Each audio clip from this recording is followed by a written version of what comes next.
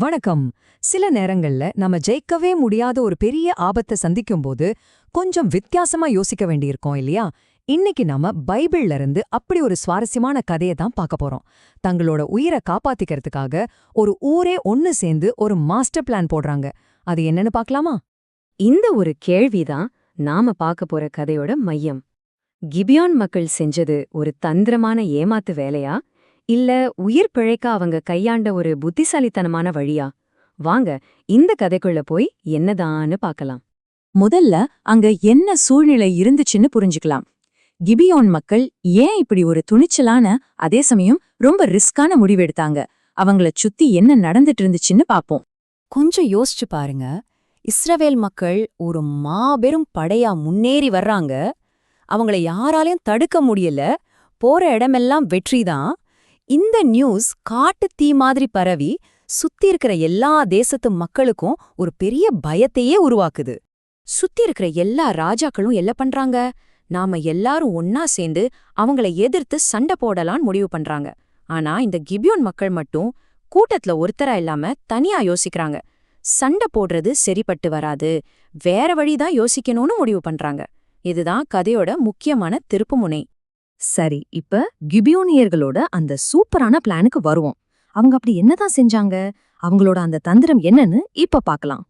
அவங்க ரொம்ப தெளிவா இருந்தாங்க. தங்களோட பலம் என்ன, பலவீனம் என்னன்னு நல்லாவே தெரிஞ்சு வச்சிருந்தாங்க.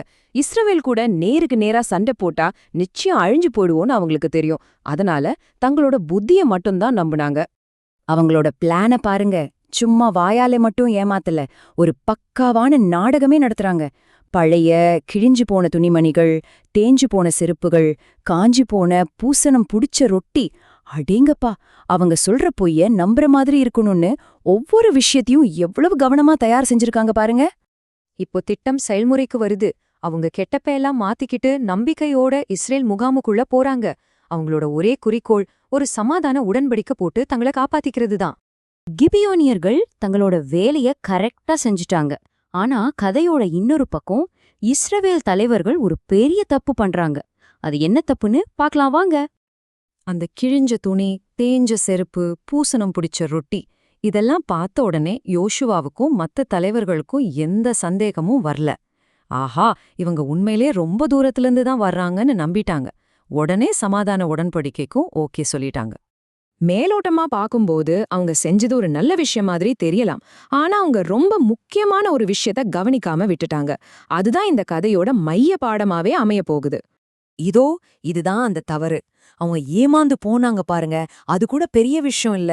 ஆனா இவ்வளவு பெரிய ஒரு முடிவை எடுக்கிறதுக்கு முன்னாடி அவங்க ஆண்டவர்கிட்ட ஆலோசனை கேட்கல.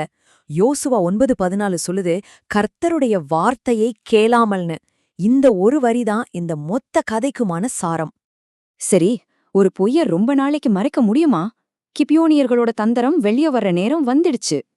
பாருங்க, உடன்படிக்கை செஞ்சு வெறும் 3 நாள்ல உண்மை தெரிஞ்சு போச்சு. அவங்களோட பொய் ரொம்ப நாள் நீடிக்கல. எவ்ளோ சீக்கிரமா மாட்டிட்டாங்க பாத்தீங்களா? ஆமா, இதுதான் அந்த பெரிய ட்விஸ்ட். அவங்க எங்கேயோ தூரத்திலிருந்து வரல. இஸ்ரவேலர்களுக்கு பக்கத்து ஊர்க்காரங்க தான்.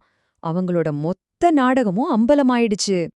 இப்போ யோசுவாவுக்கும் இஸ்ரவேல் தலைவர்களுக்கும் பெரிய தர்ம சங்கடம். ஒரு பக்கம் ஏமாந்துட்டோமேங்கிற கோவம், இன்னொரு பக்கம் கடவுள் பேர்ல சத்தியம் பண்ணி கொடுத்துட்டோமே, அதை எப்படி மீறுறதுங்கிற குழப்பம். மக்கள் எல்லாம் கொந்தளிக்கிறாங்க. ஏமாத்தினவங்கள சும்மா விடாதீங்க, அவங்கள அழிச்சிடுங்கன்னு சொல்றாங்க. ஆனா தலைவர்களால அப்படி செய்ய முடியல. ஏன்னா அவங்க கடவுளின் பெயரால் சத்தியம் பண்ணிருக்காங்க. இது அவங்களோட நேர்மைக்கு வைக்கப்பட்ட ஒரு பெரிய சோதனை. இந்த கஷ்டமான சூழ்நிலைய யோசுவா எப்படி சமாளிக்கிறாருங்கிறது தான் ரொம்பவே சுவாரஸ்யமான விஷயம். அவர் கொடுத்த வாக்கியம் மீறல, அதே சமயம் ஏமாத்தினவங்கள அப்படியே விட்டுடவும் இல்ல. ரெண்டுக்கும் நடுவுல ஒரு சரியான தீர்வை கண்டுபிடிக்கிறாரு. இதுதான் அவங்களுக்கு கிடைச்ச தீர்ப்பு. அவங்க கொல்லப்படல, ஆனா தேவனுடைய ஆலயத்துல சேலை செய்யறதுக்காக நியமிக்கப்பட்டாங்க. ஒரு விதத்துல அவங்களோட தந்திரம் அவங்க உயிரை காப்பாத்துச்சு. ஆனா அதுக்கு ஒரு விலை கொடுக்க வேண்டியிருந்தது. அவங்க இஸ்ரேல் சமூகத்துல ஒரு அங்கமா மாறிட்டாங்க. சரி, இந்த பழைய காலத்து கதையில இருந்து நம்மளோட இன்னைய வாழ்க்கைக்கு என்ன பாடம் இருக்கு? நாம என்ன கத்துக்கலாம்? இந்த கதை நமக்கு என்ன சொல்லுது? 1. எந்த ஒரு பெரிய முடிவு எடுக்கிறதுக்கு முன்னாடியும் சரியான ஆலோசனைய தேடணும். 2. பார்த்த உடனே யாரையும் நம்பிடாம கொஞ்சம் யோசிச்சு செயல்படணும். 3 கொடுத்த வாக்க எப்பவும் காப்பாத்தணும். கடைசியா நம்ம ஒருவேளை தப்பு பண்ணிட்டா கூட அந்த தப்புல ஒரு நல்ல விஷயத்த உருவாக்க முடியும்னு புரிய வைக்குது. இதுதான் இந்த கதையோட மொத்த சாராம்சம். கடைசியா மறுபடியும் நாம அந்த மைய வசனத்துக்கே வரோம். கிபியோனியர்கள் புத்திசாலித்தனமா நடந்துக்கிட்டாங்க. ஆனா இஸ்ரவேல் தலைவர்கள் செஞ்ச அந்த ஒரு தவறு நமக்கு ஒரு பெரிய எச்சரிக்கைய கொடுக்குது.